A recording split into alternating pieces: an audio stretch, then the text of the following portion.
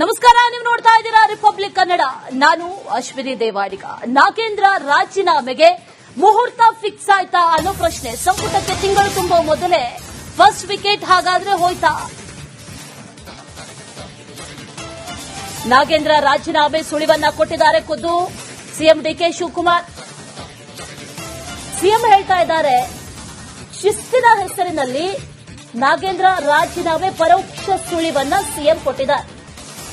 ನಾಳೆ ದೆಹಲಿಯಲ್ಲಿ ನಾಗೇಂದ್ರ ರಾಜೀನಾಮೆ ಭವಿಷ್ಯ ನಿರ್ಧಾರ ಆಗುತ್ತೆ. ಹೈಕಮಾಂಡ್ ನಾಯಕರ ಜೊತೆ ಚರ್ಚೆ ನಡೆಸಿದ ನಂತರದಲ್ಲೇ ನಿರ್ಧಾರವನ್ನ ಪ್ರಕಟಿಸಲಾಗುತ್ತಾ ಅನ್ನುವಂತ ಒಂದಷ್ಟು ಪ್ರಶ್ನೆಗಳು ಈಗ ಸದ್ಯ ಇರೋದು. ಶಿಸ್ತಿನ ಮಂತ್ರವನ್ನ ಪಠಿಸುತ್ತಲೇ ನಾಗೇಂದ್ರ ರಾಜೀನಾಮೆ ಅಂತೂ ಇಂತೂ ಫಿಕ್ಸಾ ಅನ್ನುವಂತ ಒಂದಷ್ಟು ಪ್ರಶ್ನೆ ಈಗ ಕಾಡ್ತಾ ಇರೋದು. ಸಿಎಂ ಮಾತಾಡಿದ್ದಾರೆ ಇದೇ ವಿಚಾರಕ್ಕೆ ಸಂಬಂಧಪಟ್ಟಂತೆ. ಸಚಿವ ಸ್ಥಾನವನ್ನು ಕೊಟ್ಟಿದ್ದಾಯ್ತು, ಈಗ ಒಂದು ರೀತಿಯಲ್ಲಿ ಅಡಕತ್ತರಿಯಲ್ಲಿ ಸಿಕ್ಕಿದಂತಹ ಪರಿಸ್ಥಿತಿ ಸರ್ಕಾರದ್ದು ಹಾಗೆ ಡಿಕೆ ಶಿವಕುಮಾರ್ ಅವರದ್ದು. ಏನ್ ಹೇಳಿದ್ರು ಬನ್ನಿ ಕೇಳ್ಕೊಂಬರೋಣ. ನಮ್ಮ ಪಕ್ಷದಲ್ಲಿ ಯಾರು ಶಾಸಕರು ಮಂತ್ರಿ ಇರ್ಬೋದು, ಎಲ್ಲರೂ ಕೂಡ ಪಕ್ಷದ ಶಿಸ್ತಿನ ಸಿಪಾಯಿಗಳು. All those who are in the party, either is a worker or MLA or a minister, all of them are very disciplined soldiers of the party. That is what I can tell. ನಮ್ಮ ಪಕ್ಷದಲ್ಲಿ ಯಾರು ಶಾಸಕರು ಮಂತ್ರಿ ಇರ್ಬೋದು, ಎಲ್ಲರೂ ಕೂಡ ಪಕ್ಷದ ಶಿಸ್ತಿನ ಸಿಪಾಯಿಗಳು.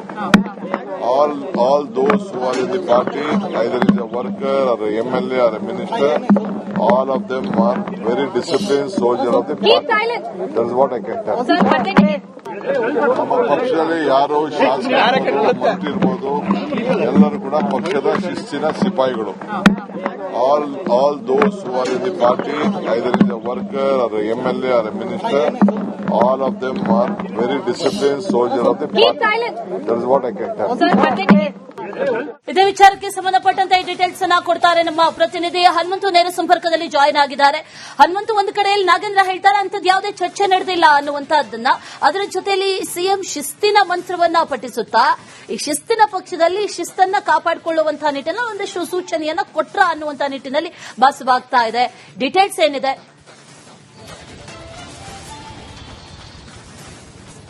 ಅಶ್ವಿನಿ, ಸಚಿವ ಬಿ ನಾಗೇಂದ್ರ ಅವರ ರಾಜೀನಾಮೆಯ ವಿಚಾರದಲ್ಲಿ ಬೆಳಗ್ಗೆಯಿಂದನೂ ಕೂಡ ಕೈ ಪಡಸಾಲೆಯಲ್ಲಿ ಜೋರಾದಂತಹ ಬಿರುಸಿನ ಚಟುವಟಿಕೆಗಳು ನಡೀತಾ ಇರುವಂತದ್ದು. ಒಂದು, ಮುಖ್ಯಮಂತ್ರಿ ಡಿಕೆ ಶಿವಕುಮಾರ್ ಅವರಿಗೆ ಸ್ವತಃ ನಾಗೇಂದ್ರ ಅವರೇ ಕರೆ ಮಾಡಿ, ನಾನು ಪಕ್ಷಕ್ಕೆ ಮುಜುಗರ ತರುವಂತ ಕೆಲಸವನ್ನ ಮಾಡಲ್ಲ, ಹಾಗಾಗಿ ರಾಜೀನಾಮೆ ಕೊಡ್ತೀನಿ ಅನ್ನುವಂತ ಮಾತನ್ನ ಹೇಳಿದ್ದಾರೆ ಅನ್ನುವಂತ ವಾದವನ್ನ ಒಂದಷ್ಟು ಚರ್ಚೆಗಳು ನಡೀತಾ ಇದ್ದಾವೆ. ಆದ್ರೆ ನಾಗೇಂದ್ರ ಅವರ ಕಡೆಯವರು ಮತ್ತೆ ಸ್ವತಃ ನಾಗೇಂದ್ರ ಅವರು ಅಂತ ಯಾವುದೇ ರೀತಿಯ ಬೆಳವಣಿಗೆಗಳಿಲ್ಲ ಅನ್ನುವಂತ ಮಾಹಿತಿಯನ್ನು ಕೂಡ ಹೇಳ್ತಾ ಇರುವಂತದ್ದು. ಅದರ ಜೊತೆಗೆ ನಿನ್ನೆ ಬಳ್ಳಾರಿಯ ಕಾರ್ಯಕ್ರಮವೊಂದರಲ್ಲಿ ಭಾಗಿಯಾಗಿರುವಂತಹ ಕಾರಣಕ್ಕಾಗಿ ನಿನ್ನೆ ಜಿಲ್ಲಾವಾರು ಶಾಸಕರ ಸಭೆಗೆ ಬರ್ಲಿಕ್ಕಾಗಿರಲಿಲ್ಲ. ಈ ಕಾರಣಕ್ಕಾಗಿ ನಾನು ಕರೆ ಮಾಡಿದ್ದೆ, ನಾಗೇಂದ್ರ ಅವರು ಕರೆ ಮಾಡಿದ್ರು ಅನ್ನುವಂತ ವಿಚಾರಗಳು ಕೂಡ ಚರ್ಚೆ ಇದಾವೆ.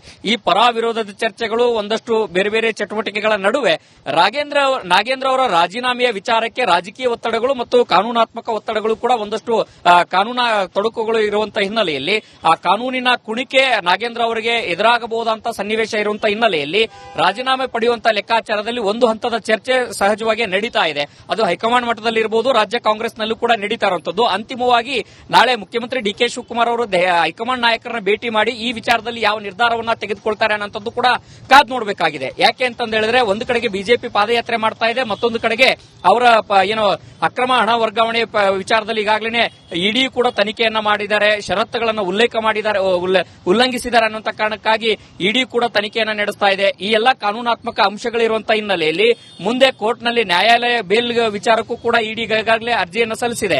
ಒಂದೊಮ್ಮೆ ಅದೇನಾದರೂ ಆ ಒಂದು ಪ್ರಕರಣದಲ್ಲಿ ಹಿನ್ನಡೆ ಆಯಿತು ಅಂತ ಹೇಳಿದ್ರೆ ಅದು ಸರ್ಕಾರಕ್ಕೂ ಕೂಡ ಸಹಜವಾಗಿ ಹಿನ್ನಡೆ ಆಗುತ್ತೆ. ಆ ಕಾರಣಕ್ಕಾಗಿ ಮೊದಲೇ ರಾಜೀನಾಮೆ ಪಡೆಯುವಂತಹ ಒಂದಷ್ಟು ಅಭಿಪ್ರಾಯಗಳು ಕೂಡ ಮೂಡ್ತಾ ಇರುವಂತದ್ದು. ಒಟ್ಟಾರೆಯಾಗಿ ಬಿ ನಾಗೇಂದ್ರ ಅವರ ರಾಜೀನಾಮೆಯ ವಿಚಾರಕ್ಕೆ ಒಂದಷ್ಟು ಬಿರುಸಿನ ಚಟುವಟಿಕೆಗಳಂತೂ ನಡೀತಾ ಇದೆ. ಅಶ್ವಿನಿ, ಹನುಮಂತು, ಹಾಗೆ ಸಂಪರ್ಕದಲ್ಲಿರಿ. ಮತ್ತೊಂದು ಅಪ್ಡೇಟ್ ಕೂಡ ಈಗ ಲಭ್ಯ ಆಗ್ತಾ ಇದೆ.